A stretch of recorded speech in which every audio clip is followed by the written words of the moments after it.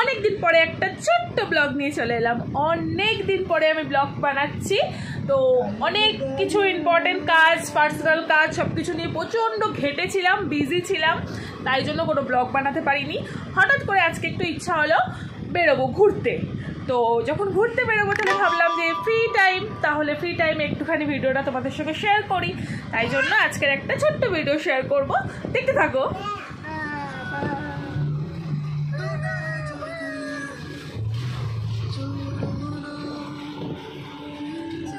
প্রচন্ড বৃষ্টি পড়ছে,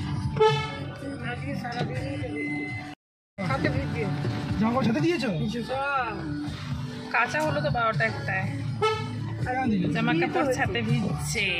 ওয়াও কি ওয়েদার ভাই সাহ।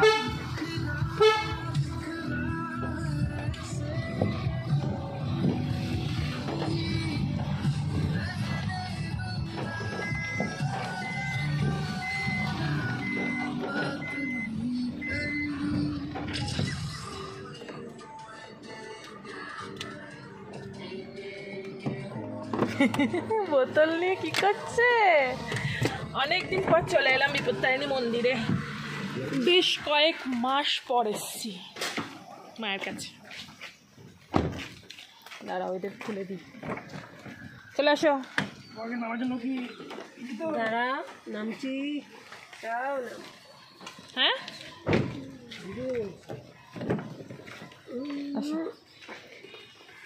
চলে আসো চলে আসো।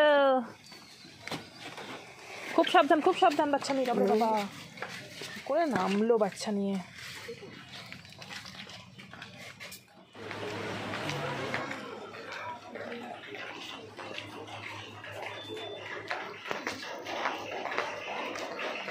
এখান থেকে নেব,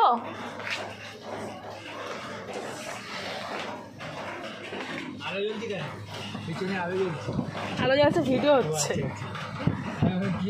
এগুলো কত করে গো?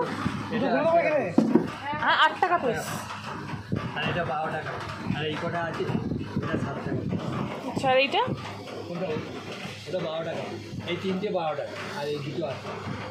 তাহলে এই সাদাটা নিয়ে নেবো নাকি এটা নিয়ে নেবো?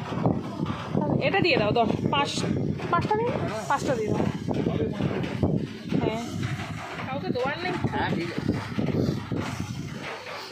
ছাতাটা বন্ধ করে দিয়ে থেকে নিয়ে নাও, ছাতাটা নিয়ে নাও, হাতে নিয়ে নাও, ছাতাটা নিয়ে নাও।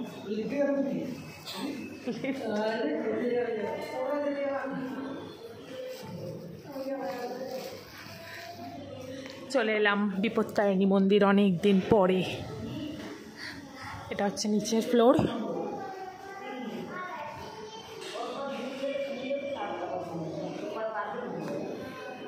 এটা সিঁড়ি দিয়ে উপরে উঠে যাবো। মোবাইলটা এখন রাখছি, আমি একটু পরে কথা বলছি। মায়ের আরতি শুরু হয়ে গেছে, তো যেহেতু মায়ের আরতি শুরু হয়ে গেছিলো, আমরা আরতি দিচ্ছিলাম, নিচে রয়েছি। আর মাকে কি সুন্দর লাগছিল। হয়ে গেছে আমাদের পুজো, যদি নিচে নেমে এসেছি, বৃষ্টি পড়ছে এত জোরে।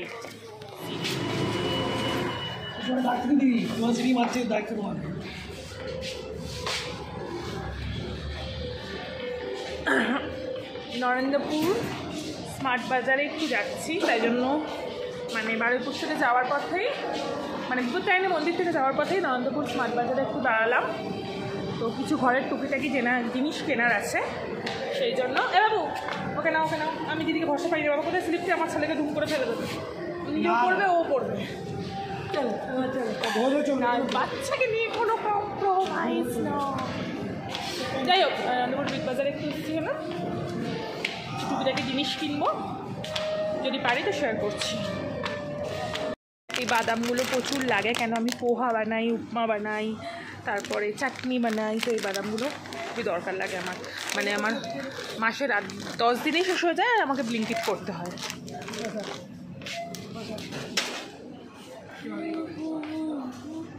এখান থেকে একটু তেল দেখে নিচ্ছিলাম। এখানে সর্ষের তেল, সাদা তেল, বিভিন্ন রকম দাম থাকে এখানে। যারা স্মার্ট বাজার যাও তো জানোই, তো বিভিন্ন রকম দাম একটু দেখে শুনে নিচ্ছিলাম, কোনটা সস্তা পুষ্টিকর খাদ্য সেটা দেখছিলাম। গুড লাইফের প্রোডাক্ট যথেষ্ট ভালো, তো এখানে আমার সব কিছু মোটামুটি ঘরের দরকারি জিনিস নেওয়া হয়ে গেছে। এখানে বিলিং কাউন্টারে দাঁড়িয়ে পড়েছিলাম বিল করার জন্য। তো বিলিং কাউন্টারে দাঁড়িয়ে যেটা হয়, বোর হচ্ছিলাম, আর সামনের মানুষটা ট্রলিতে যদি বেশি বেশি মাল থাকে তো আমার আরও বোর লাগে যে একটা একটা করে কখন তুলবে, কখন বিল কমপ্লিট হবে। আর এখানে দেখো ছুটি চলছে, এখানে দাঁড়িয়ে দাঁড়িয়েও কত রকম অঙ্গি ভঙ্গি করছে। তো এই করতে করতেই ব্লগটা এখানে শেষ করছি। টাটা।